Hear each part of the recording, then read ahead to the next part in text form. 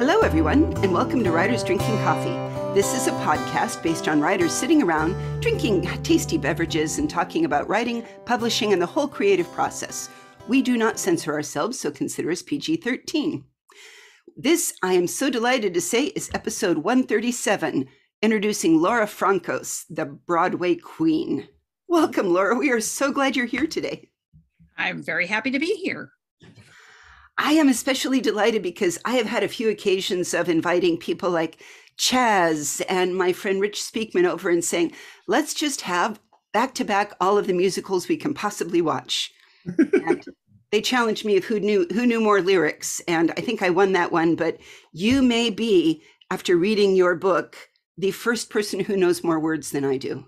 Well, in addition to my novel Broadway Revival, I have also written a thing called the Broadway Musical Quiz Book, which came out from Applause Books back in 2010, and much to my astonishment is actually still in print and chugging along.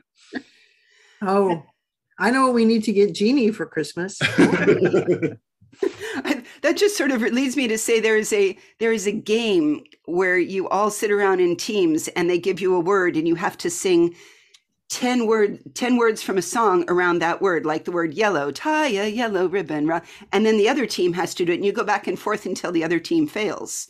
And you always win all of these games, Jeannie. Yes. No. Always the other team that fails, John. I am taking this to the con, and we're going to play it with you and me and Madeline Robbins and Chaz, and there's going to be a great deal of drinking involved. This sounds epic. Excellent. Oh, God. You write something that's a blog, the Broadway history column called The Great White Wayback Machine. Why is it called The Great White Wayback Machine? I actually was doing that well over a decade ago, almost 2 decades ago, and have not done much with it since because I wasn't getting paid. And I found that I really needed to be working on the quiz book, which I ultimately sold, and then Broadway Revival, my novel. What The Great White Wayback Machine was me riffing on weird aspects of theatrical history, like, for example, cows in musicals.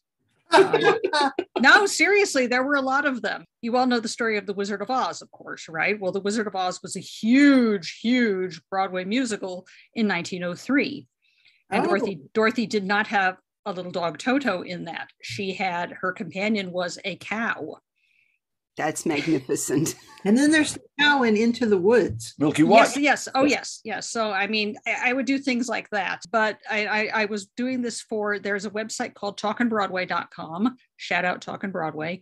They have a wonderful chat board called All That Chat, which is very old fashioned. And most of us who hang out there are old farts who talk about the golden age in wistful tones. But they also cover new stuff too. And I was doing this for them for a while, but then it became obvious, this is taking too much of my time and I'm not getting paid. So I need to concentrate on things that might ultimately end up being more profitable. But yes, I like weird Broadway history. Well, I like one that for listeners that don't know why it's called The Great White Way. And that is not a racial piece. That is actually because there was electricity for the first time brought so that theaters didn't burn down. Did I get that right? Yes, indeed.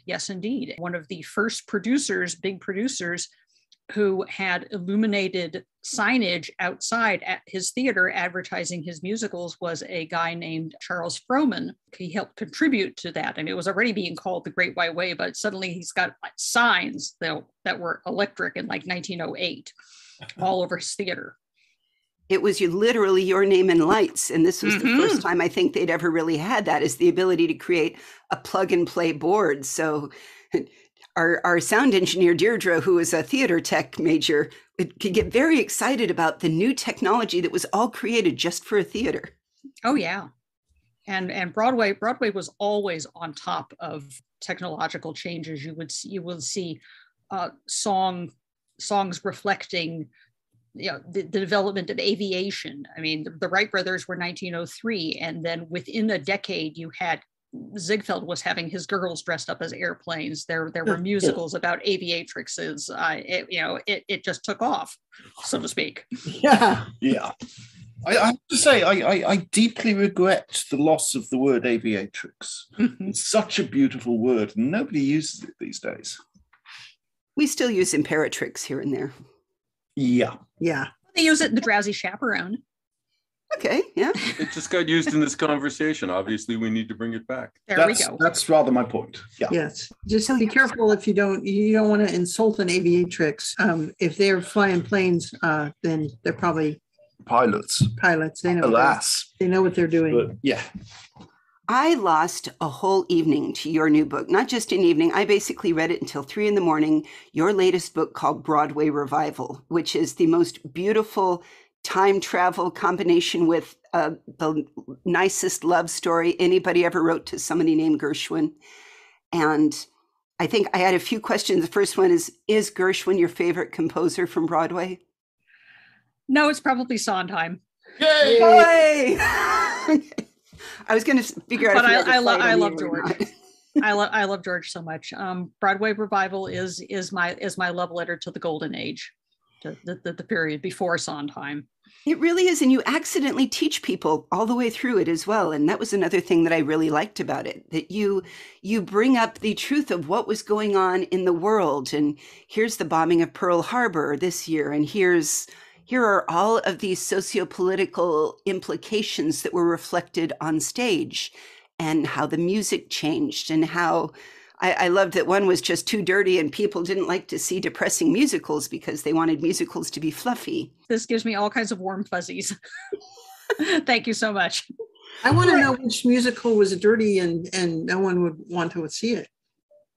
That was the one that, you'll help me with the name, but it was a story that somebody wrote about wounded in war, the veterans that were hurt or lost limbs. And that is a very weighty subject. Okay, well, what I'm doing there is, premise of Broadway Revival is I have a time traveler. It's the 2070s, and his husband has just died from the effects of the latest designer drug.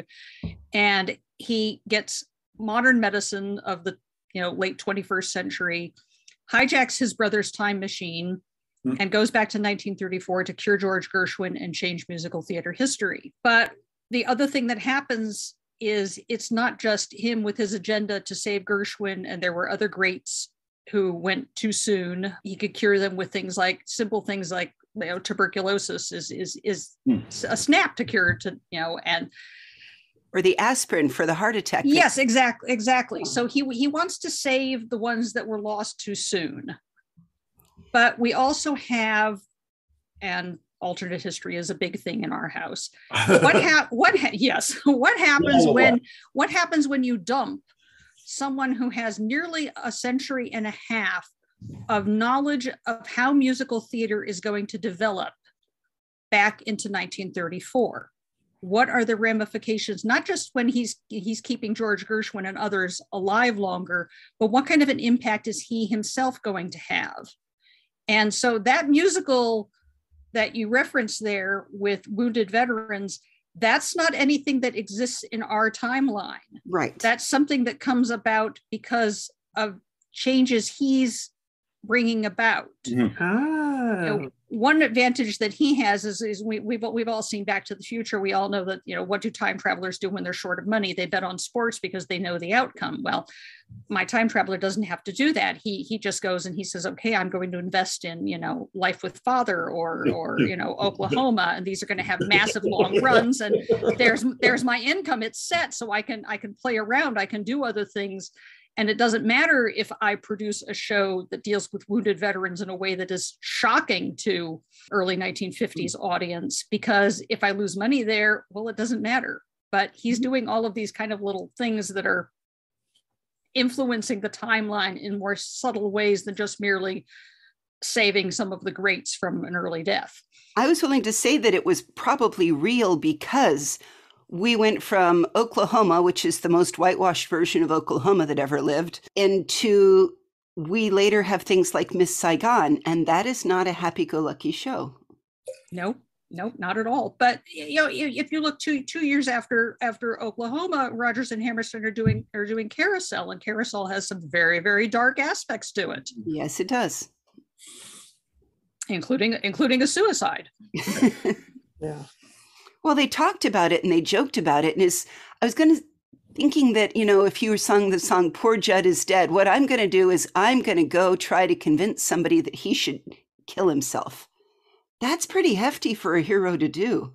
Yes, that is. Even to a bad guy. I mean, there's a lot of depth in musicals that I think a lot of people don't necessarily appreciate because they just see a song and dance. They don't see, have you thought about the song Give Me 3 Steps from Leonard Skinner? My God, that's a terrible song. All these shows that we're mentioning here, the lyricist and librettist for these were, of course, the great Oscar Hammerstein, who, in my estimation, is the single most significant influence on the evolution of the musical theater in the 20th century because of all including of the things Sondheim, obviously. Yes, and add in addition to all the shows that he did that he mentored Sondheim. Yes, I'm definitely factoring that in. He did Showboat in 1927 with Jerome Kern, and even though he soft pedaled the ending from Edna Ferber's book, he gave it a happier ending for his Broadway audiences than is actually in the book. He's still dealing with 40 years of history in one show, which is just not done in the 1920s. He's dealing with miscegenation. He's dealing with racial issues. He's dealing with gambling. He's dealing with husbands who desert their wife and child. Yeah, there's heavy stuff happening in Showboat. And that's Oscar Hammerstein. Yeah. Should I read the book? Because I haven't. Oh, dear God, yes. Okay. How are we going to have things to talk about over, chocolate and bonbons and cheese if you don't? It's fabulous. Okay, I'll read the book. How did you plot it out with, okay, this is a time traveling book, and time traveling can be, I have read some great time traveling short stories and long stories, and then some really, I want to say dodgy and mediocre ones. And Laura, I really liked yours. Thank you so much. I mean, previously, I was loved by his bootstraps for one of the shorter, simpler versions that Heinlein pulled off. But you pulled it off in an interesting way and said, you answered the why and what do people get out of it? In the end, you said, and what's their material money motivation for doing any of this? And that made it all plausible. Thank you. Thank you so much. How did I plot things? I am definitely more a seat of the pants writer than someone who outlines obsessively, although I do tend to make tons and tons and tons of post-it notes and index cards and scribble things on sheets of paper and have them all around because I can't keep things up in my head, unlike someone else who lives in this house who could keep so many things in his head. You're not a level of resentment here. We're not talking about him. I can't operate like that.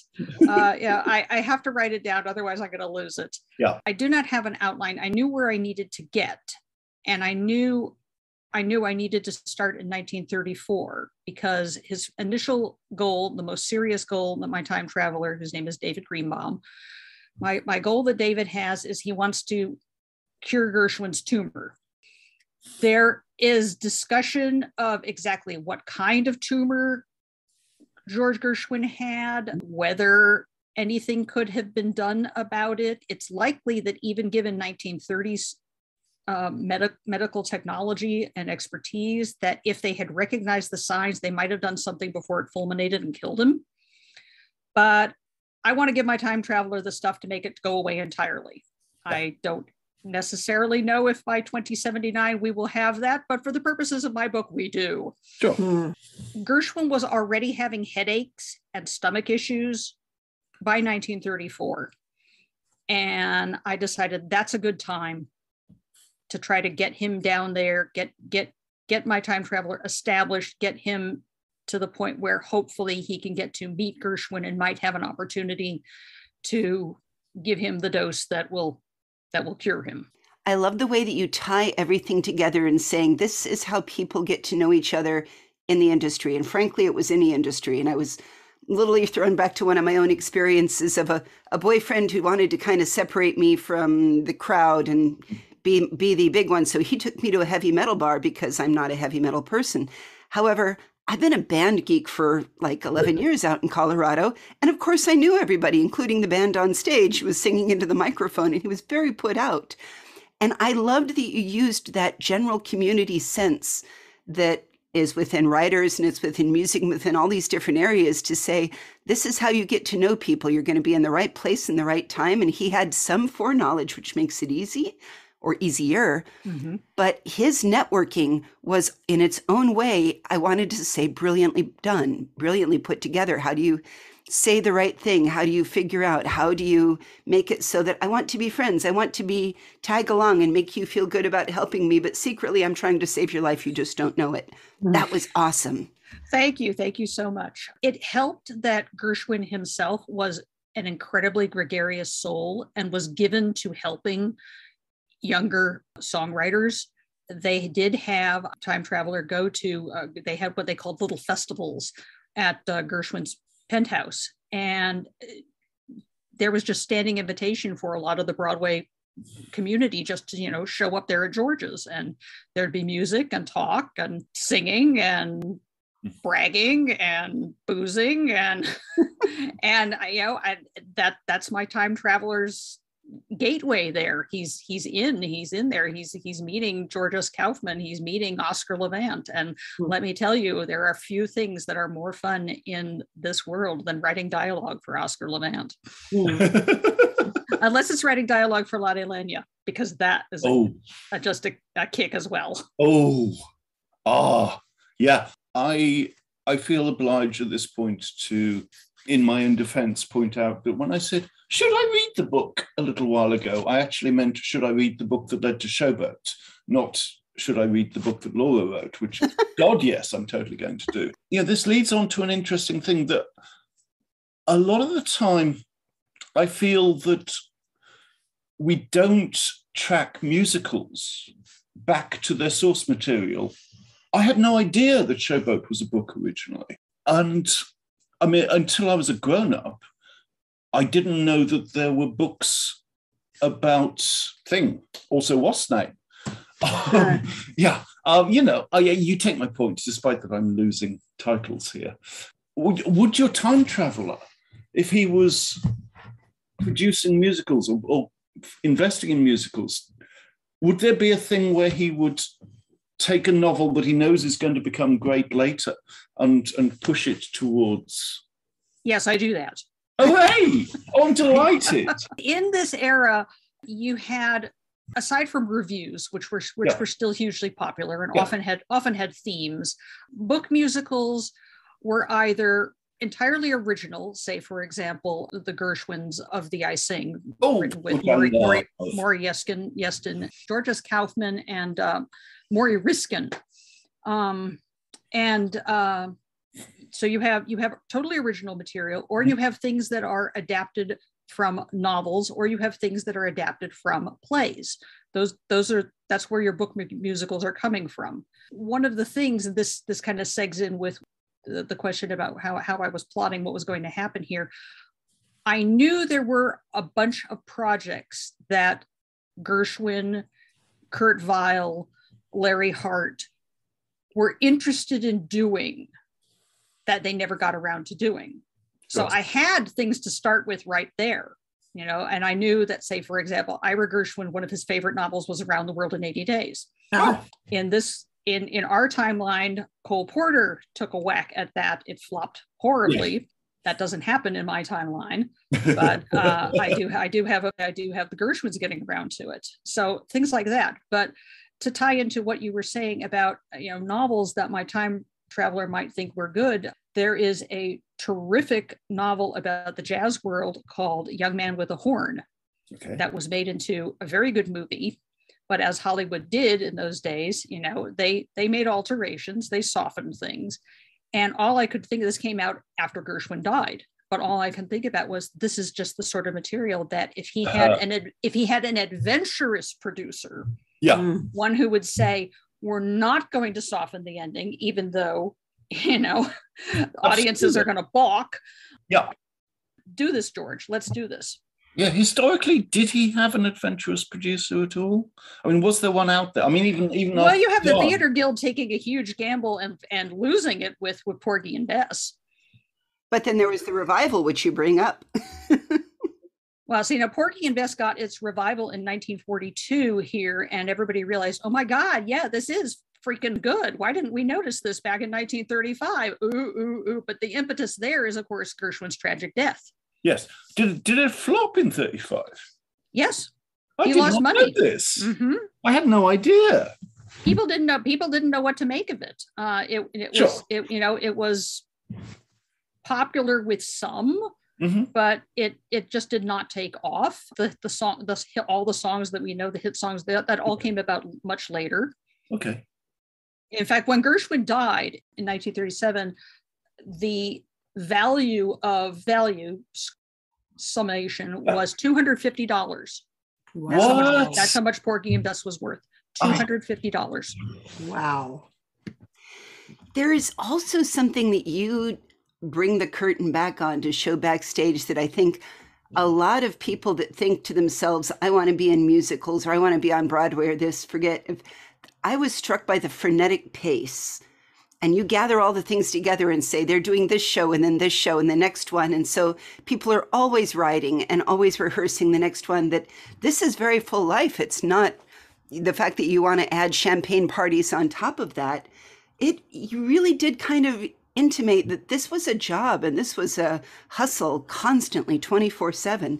And I liked that. I think that really sort of explained people a little bit more of the art and the putting together of theater. Just by, you have historical characters and you say, wow, if they had this many hits come out, these are guys that wrote hundreds, like 28 stage musicals, hundreds and hundreds of songs. I think like Lawrence Hart wrote something like 500 songs or more than that when he was working with Rogers, and so many. And when you think, oh, like I have written a story or I've written a book now, like, yeah, well, talk to me when you've written 500. Seems to be the musical version of it. And I love that you conveyed that so well in the book, just by your character following these people around. Thank you. Thank you so much. I do appreciate that. It was a time, even in the 30s, with productions declining in number from what they were in the 20s, which was just astronomical. But one of the biggest differences is you had so many more shows because shows did not run as long. The economics of Broadway are such today that it is so expensive. If you get a show to Broadway, it has to stay there and run and run and run and run. Right. And of course, if it's hogging a theater for years, literally years, you don't have new material coming in. The turnaround was much faster back then. You could have a play. If a play ran for 3 months in the 1920s or 30s, that was a good run, 3 months. You didn't need to be up there. 500 performances was the mark of a smash hit. The long runs all came later. Okay. Right. Yeah, I mean, I remember the days of repertory theatre in the UK where the actors and director were putting on a new play every fortnight. And they'd be performing in the evening and rehearsing the next play in the morning. Yep. Yeah, it's always been a rush thing. What's next? Surely. Well, you have to have the Follies for somebody to write an entire musical about the Follies. Right. Yes. So when you were sitting down and doing this, what are your just dedication to the craft here? Are you a get up in the morning and sit and get your coffee and write right away, or are you impulsive? Tell us about your process. I would tend to work more in the afternoon. By the time I was working on Broadway revival, our kids were either in high school or college or even finishing. So I tend to work most in the afternoon. I do need my coffee in the morning. That is a given. As writers drinking coffee, but I won't have it now. It would keep me up, and I don't do decaf, but tend to read more in the morning and work more in the afternoon. Okay. Now is the time for red coffee. Yes. Right. Red coffee is the best coffee. It really is. I may have said that a time or two. My pattern goes completely the other way from that. I can work in the mornings. I can write in the mornings and I can write in the evenings, but afternoons are dead to me. I liked that he had in his own, in a certain way, your time traveler created his own production.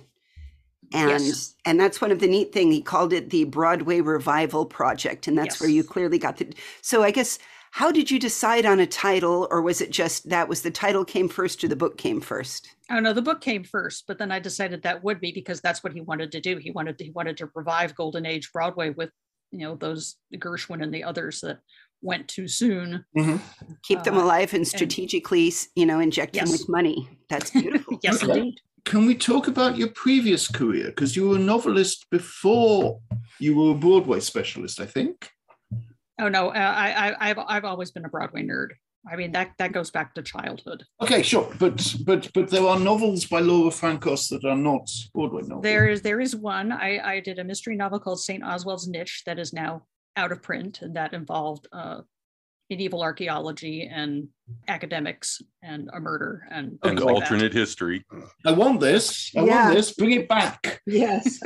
Regain your life and bring it back. We'll help. Absolutely. Yeah, okay. And I have done a number of short stories in both analog and in anthologies. And surprisingly enough, a number of those have to do with theatrical themes. No, so you don't say.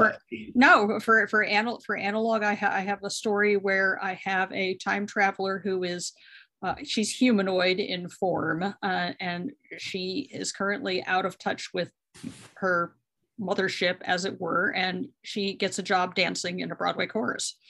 Oh. Excellent. That's called Hoofer. And another story I did for analog that Stan Schmidt stunned me when he bought it is The Great White Way. And I have two virtual reality game programmers who are co-workers. One kind of likes the other, but things haven't been right along. And he's an Andrew Lloyd Webber fan and she's a Sondhead. And they, in their spare time, are designing a virtual reality game in which characters from Sondheim musicals and Lloyd Webber musicals are doing a scavenger hunt. Yes. Oh. Yes. Are they doing it in the woods? Fabulous. I have all sorts of things in there. Yes. And I did a fantasy novel for one of Esther Friesner's things that essentially involved the creation of the musical. I remember that. Did any of you see the show Something Rotten? Yes. There's this hole in there where essentially they're inventing the musical in Shakespearean London, and they're riffing on so many of the things that I did in that story that it was kind of freaking me out. So yeah, I remember that story. Because I'm friends with Esther, and I know your name. I knew your name. Yeah, I've been a few of the Chicks in Chainmail. There's one story that I did for the Chicks in Chainmail that was essentially riffing on the Kurt Weill musical One Touch of Venus. Mm-hmm. Okay. Only I have instead of the statue of Venus coming to life and causing chaos, I have it's a statue of a woman warrior. Yes, I remember that. Boudica could rampage. Yeah. That's what I was thinking. People even that are online, I found and read you're The Old Grind and A Late Summer Night's Battle. Oh yes, I've forgotten that one. So we with your I was in Midsummer's Night Dream in high school. I played Moth. Oh, nice. I will put them out there, but I think you take us beautifully back to a time when going to the theater was what people did, and they listened to the radio and they went to baseball games, and that was kind of entertainment in America in the 30s. And I think you captured that really well. Thank you very much. What are you working on next? What am I working on now? I'm going to have coming out in March. There is a nonfiction piece I have written the chapter on Of Thee I Sing in a book that Rutledge is putting out, 50 Key Stage Musicals. And I know one of the guys who was one of the original editors of this, and he brought me on board early and said, here, you basically have your pick of, there weren't quite 50. There were a couple that had been taken, but I was dithering. Do I pick Sweeney Todd, which is my favorite musical of all time, or do I go with the Gershwins? Oh my God, that's Chaz's too. I ended up picking Of Thee I Sing. So I got to do the chapter on that, and that's coming out in March. 50 Key Stage Musicals. Okay, so I knew you were doing that. I hadn't realized that you'd picked it from a list. Oh yes. They just decided which were the 50 keys. Yes, that was the editors. Yeah. Okay. I don't necessarily. Anytime you get things like that, you're like, why did they pick that? But then absolutely. That was their prerogative. They're the editors. Yeah, but I'm delighted that you picked off the icing, because I have never seen it. I've never had the opportunity to see it. It has never been happening anywhere near where I lived. Well, mostly I lived in the UK, so there's probably a reason for that. But the BBC, bless them, did a production, it would be 20-ish years ago, give or take, on the radio. And I got to listen to it. I hope they kept the original libretto, because there have been attempts to that, like CBS did a television production of it in 1972, and most of the people that they cast in it were CBS sitcom stars. So it was Carol O'Connor playing John Wintergreen, and they were advertising it as Archie Bunker for president. And they rewrote all of the Kaufman and Riskin jokes, had one of their sitcom writers gang it up, and I think this thing is actually on YouTube somewhere. Avoid it at all costs. Thank you. I will do that. But yeah, no, I'm tolerably sure the BBC would stick to the original libretto. Well, this was the first musical that won the Pulitzer Prize for drama, which caused quite a stir. Yes, I did know that. I love that. Yeah. And I will put links to basically all of these musicals that you've mentioned and the other things we've mentioned on our website, which is www.writersdrinkingcoffee.com. Laura, thank you so much for being here. If people want to come find you, shall they just, do you have a website? I do not have a website. Okay, well then I will include other links to other places you can go look her up, especially to where you can order her book. You can get it in soft format. Is hardback coming soon, or? It is currently on Amazon Kindle only, but the paperback version is coming at the end of this month. I opted for a deal that allegedly would give me slightly more exposure through Amazon and slightly higher royalties. I have yet to see this. Basically, I'm just hoping I can, find my way into the black with this. That would be good. Well, everybody needs to run out and buy it right away, because it really is truly a marvelous book. Thank you so much. Broadway Revival with Laura Frankos, everybody. Thank you for joining us today. Thank you. We've been listening to Writers Drinking Coffee, a labor of love and enthusiasm put together by the hosts. Our main web support magic is brought to you by Deirdre Schween, and our sound engineer and backup web spider is David Welsh. Our intro music is Pretty Maid Milking a Cow, and our exit music is Breakfast with the Morning Person, both by Michael Engberg. You can hear more from Michael Engberg at minihatsmusic.com. Our podcast sponsor is Eternally Jackal Designs, who lets you buy a Red Coffee is the Best Coffee t-shirt anytime. You can wear us on your chest. And hey, thanks for listening.